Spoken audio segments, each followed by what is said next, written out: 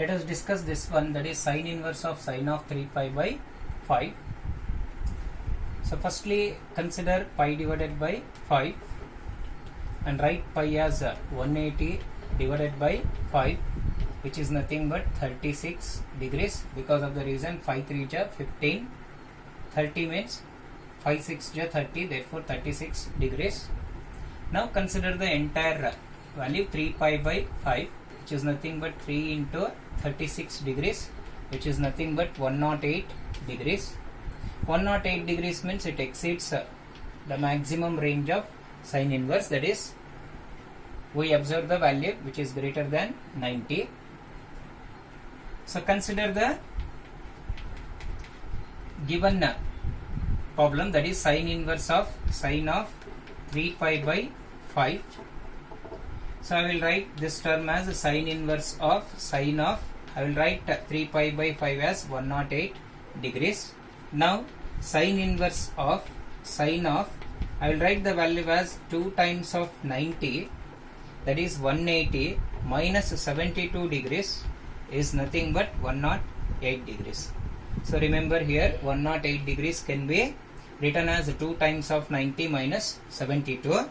So sine inverse of, so as we know that 2 times of 90 minus means it lies in second quadrant, and the second quadrant sign will be positive. Because of even multiples of 90, we write sine as it is. So write 72 degrees as it is. Now we apply a property, sine inverse of sine of x will be equals to x, that is 72 degrees. As we know that pi by 5 is nothing but 36 degrees. 72 degrees can be written as 2 times of 36, which is nothing but 2 times of pi divided by 5. So this is the value we consider for this problem, sine inverse of sine of 3 pi by 5. Now let us discuss the next one, that is cos inverse of cos of pi divided by 6. The given problem here is cos inverse of cos of 13 pi divided by 6. Now the students can able to determine what is the value of 13 pi by 6. Pi by 6 is nothing but 30 degrees.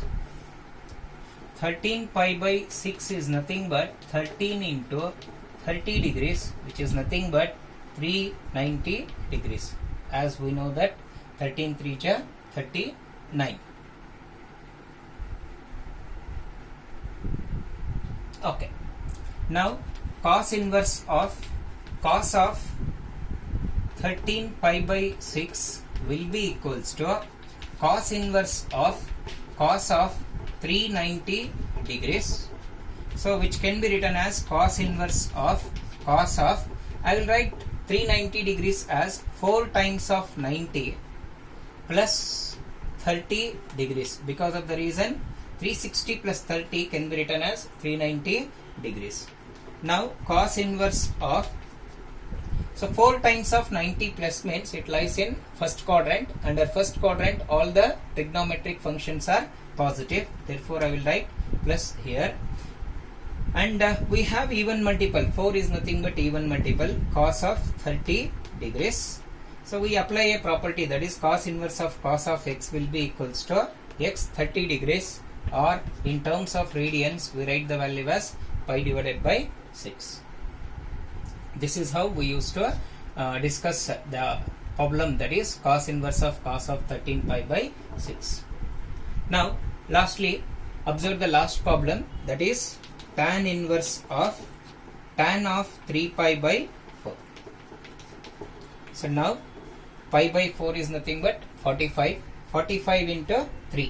So ಯಾರಿಗೆ ಗೊತ್ತಾಗಲ್ಲ ಅವ್ರು ಏನು ಮಾಡಬೇಕು, 45 into 3 ಅಥವಾ calculators ಇದ್ರೆ use ಮಾಡ್ಬೋದು. 3 5 ಜಾ 15, 3 4 ಜಾ 12, 12 ಪ್ಲಸ್ 1 ಅಂತ ಹೇಳಿದ್ರೆ 13.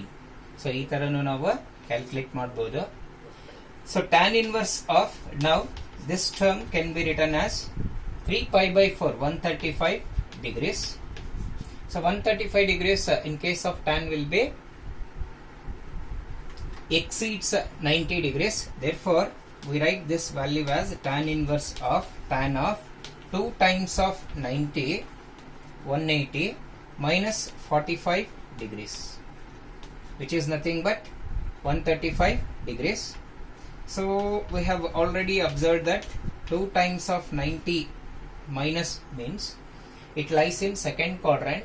Under second quadrant tan will be negative, therefore we write minus tan 45 degrees. So we consider minus sign outside and we apply the property tan inverse of tan of x will be equals to x, therefore the value will be minus 45 degrees, which is equals to, in terms of radians we write the value as minus pi divided by 4. This is how we have discussed or we observe the method of solving the problems, that too of the type sine inverse of sine, tan inverse of tan, cos inverse of cos, when it exceeds the maximum range value.